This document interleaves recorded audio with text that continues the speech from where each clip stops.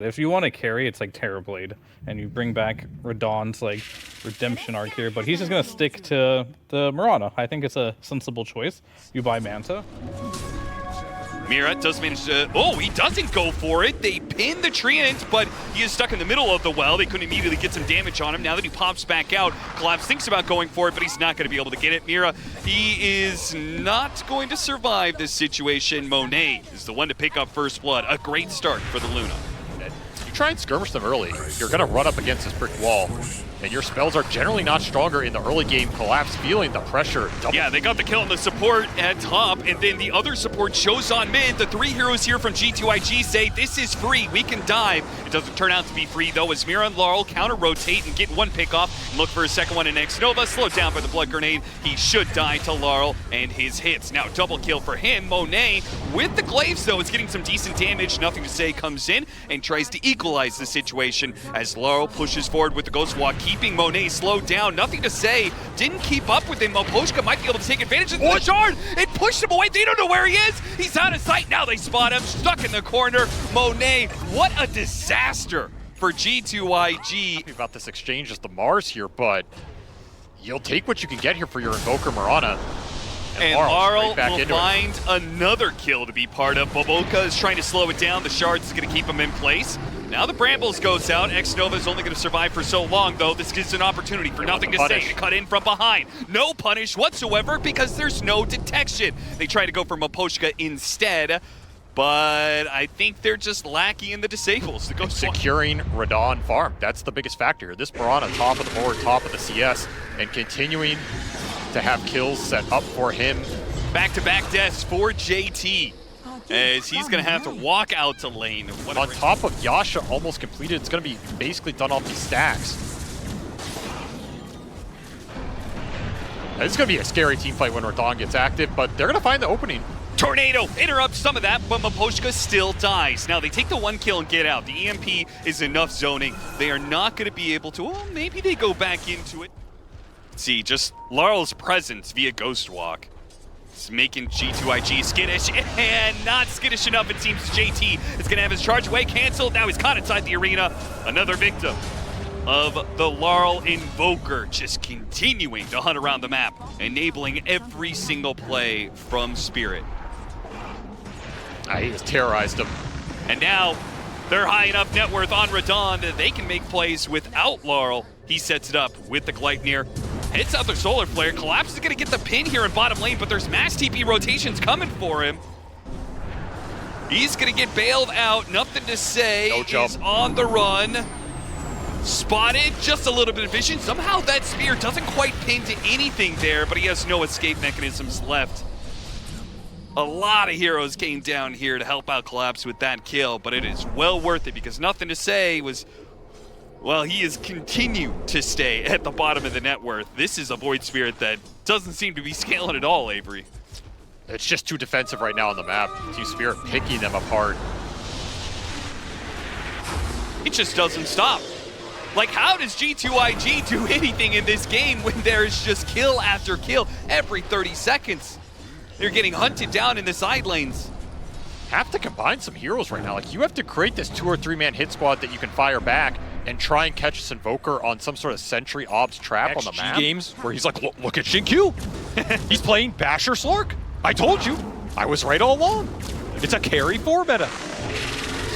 Mid lane, oh no, caught in the Yule Scepter chain stun. Nice combination from Mira and brings down the enemy mid laner as a result. The Yule's almost immediately paying off. He's had it for a couple minutes, but getting a pick off like hero that. On the map trying to get this bottom lane back out. Collapse doing a little setup of his own. Does have pipe, he's very tanky, but still can suffer to the solo eclipse or chain stun potential. Got him on the Yules again while the BKB is on cooldown, and a Bramble does land, setting up the arrow. Moposhka waiting to go for the chain stun here. Hits him with a Walrus Punch, and Radon, he can do plenty of damage. He can't get out of the shard. He's surrounded by Brambles. The Tornado will finish him off. They will be able to trade out for a support, but that is the best G2IG is going to get with this double damage. Man, Radon waited out that entire Blade Mail duration, and this Primal still can't get out. You need like 4 staffs or something to bail you out of these little control piles. Yeah, and they have hit their timings. It's just like, We haven't seen anything good happen for them outside of not dying in certain situations. JT puts himself out there. They immediately jump on him, but it's a bait. G2IG are going to try and follow this one. BKB goes off. If it was a bait, it wasn't a very successful one because Team Spirit, they managed to get out of this situation. Now they can focus back to JT, who is stuck inside this arena with no help coming from G2IG. Not a single BKB has been used for a good fight just yet. An arrow came a little close, sets it up. Wait, side turnaround, they're going for it. The Eclipse goes out, but BKB, they turn around, kill the egg, no problem.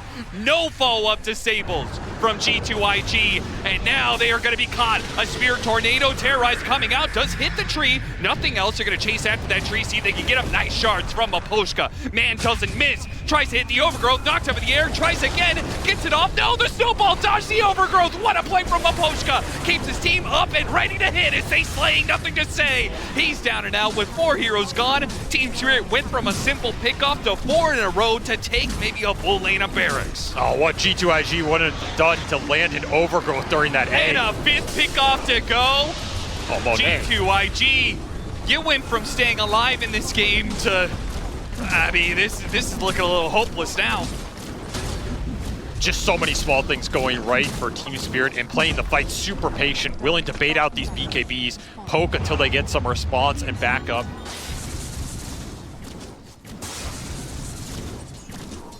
G2IG, is there any more smokes for them to play with?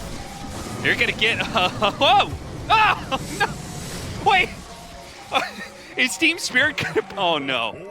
They can't even finish off that Tormentor. Look at them, they're trying to Sunstrike somebody near the Tormentor, but they've already given up on that. They realize that G2IG is too weak to kill a Tormentor, and they've got 30 seconds with no Treant Protector. No buyback, 300 gold short. They're gonna smoke straight into the base. Walrus is a 4 versus 5. And there's the hit. Go straight to the Luna. Walrus punch into Terrorize. A chain stun that takes him out of the game. He instantly buys back. The egg, it's dead as well. No disables to be able to stop this one. An arena that pins and catches JT, as well as nothing to say. Monet's just gonna run in. BKB Eclipse, hope for the best, but there is nothing you're gonna get out of this. An absolutely picture-perfect execution from Team Spirit.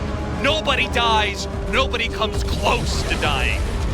That is about as one-sided of a game you're going to get between two very established teams, as Spirit just put on a clinic in this game one. Trying to use up all that time to have a conversation of how to execute their lineup. It's tough, you know. They're definitely worried about the DK into Viper matchup, and they kind of have to pick something that can be moved around, you know. And now the interesting thing to see is who picks which hero. Yeah, that's the other thing we didn't mention. Both these heroes could go either lane, but I don't know, I'm just thinking about a lot of these modern offlane players. Like, they all play mid when they don't get their role. Maybe I'm just thinking of ATF, but I think that it'll be Radon going down first to the Baboka and dodge this isolated Viper DK matchup. Now, the one interaction I also want to mention in this game is, we're getting a couple stutters. This Omni Knight Doom, like we saw these two heroes get first pick for reasons, right? This Doom, in theory, can shut down the Omni Knight pretty hard. Like, you're throwing your spells into a carry hero. If you then Doom that hero, you just remove everything. Sure. You feel great, right? You also can't really repel a target after they've been doomed. It ends up being a kind of weird interaction. Is he going to get pulled back in? Okay, he still has Fairy Fire, but he's in trouble here. He's just going to get run down. Collapse wins the 1v1. He was already winning in this CS, and now a full wave goes under tower that Monet is not going to be around to collect. This is where the pressure that you were talking about really starts adding up. As top lane, JT and Baboka saying, okay, mid lane's not going well. We're going to have to overperform in this matchup, and they are doing that currently. Now back to bottom, where nothing to say in Xnova. Chase after Mira, who's just being a nuisance while the easy first. Let's see if the TP rotations come out from G2IG to bail this one out, or if it's even needed, because it's just an Omni Knight coming through the gate. Xnova may be in trouble, but the creep wave is going to help tank some of this battery assault for him, and now he's going to be fine. As it's going to be Mira the one to die here, as Baboka does TP in. More gate rotations from Team Spirit. As Radon came through the gate, they're chasing after Xnova. Might be able to get this kill, but it's certainly going to cost them. Silenced up, Maposhka barely gets off the heal in time. Radon pounces and does manage to get the kill, and nothing to say. Maposhka stays alive. Once more, Team Spirit making the first rotations, bringing the numbers, catching G2IG off guard. Some painful deaths down there. for G2IG. Not in the laning phase, but immediately afterwards, this constant aggression. They seem unprepared to be able to deal with it, with the Viper Strike being used, the X marks the spot, pulling him back into his doom. Nothing to say, is going to experience a slow death to poison. Monet here for the punish, but not able to do too much immediately off of it thanks to a whirlwind buildup. He can't get the immediate kill. A torrent lands on a torrent. That's beautiful on both supports. Nobody's going to die on the side of Team Spirit. The side lane's crumbling again for G2IG. You don't want to overextend into the Kunkka turnaround, but I mean, this is the kind of play that should work for them. Catch Radon, Blink Dagger, doesn't hit you get a leap away. If he can get into the trees, never mind, that is too much damage with the Sky Earth Mage getting his level 6, collapse. Hits the punish, hits him with the Torrent Boat. Baboka not dead yet, thanks in part to his Facet, making him a bit tankier, but they'll catch up to him, I'm sure. Collapse, delivering sweet justice. Mira. He hits a hook shot into the mid lane. A Cox push back onto the Wind Ranger as the Wind Run is running out. Didn't last long enough for him to get away from Laurel. Spirit all over the map. Kill after kill. They get one on X-Nova as well in the top lane. 3 in a row. I think that is the correct play from G2IG. Easy smoke up. This should be a guaranteed kill. Again, the issue is not the initial kill, it's what happens afterwards. Yeah. I mean, also the initial kill. What is that initial kill? You didn't want it to be a clockwork, right? Ideally, no, but you will take it here if it gets you a tier 1 tower, and there was no turnaround. So this is a successful move for G2IG. It creates some space for the Wind Ranger. Oh, Team Spirit wanted to take the defense. Trying this one out. Trying to go for a Dragonite. Always a pretty tanky hero. The arrow coming off of that one is not going to land, but it doesn't matter. He had to dodge it and gets hit by a Viper Strike instead. Collapse, no stuns to stop that TP. And any future TPs seem to be fine as well. Man, every time Collapse shows up to a fight, they are just bailing out of there. Amp damage on Laurel definitely helps secure that. Bringing the Dragonite, bringing the Wind Ranger. But Team Spirit playing very far back. They would love Radon, but Scan will hit as the Mirana backs up. They're going to be running into a whole heap of heroes here. All 4 of them are here. They already got the Doom on the Kunkka, but they're retreating. They feel like they're not strong enough to fight in a tier 2 at 16 minutes in a game that they are behind in net worth, and Mira gets the punish off of this one. Not only are they going to be able to run him down, but it looks like maybe more. X-Nova does manage to dodge Collapse there. Pushing in deeper, the Dragonite stops for a bit of farm. Don't stop for too long, though. You're gonna get caught by the Kunkka. No, the X comes in. And now Nothing to Say will be punished for his greed. His game continues to get worse and worse here. Feels like you're gonna have to bring this Kunkka down at some point in this game if you want to break the hold Spirit have on the map right now as their lead continues to build 6K now. They see the clockwork setting up for the kill. They baited him to stick around. Baboka acting like a helpless, easy support to gank. But again, kind of similar to game 1. Like their overall team fight strength together looks a bit stronger. Keeping in Mira first to set up for this mass rotation. It's the 2 supports and then the cores.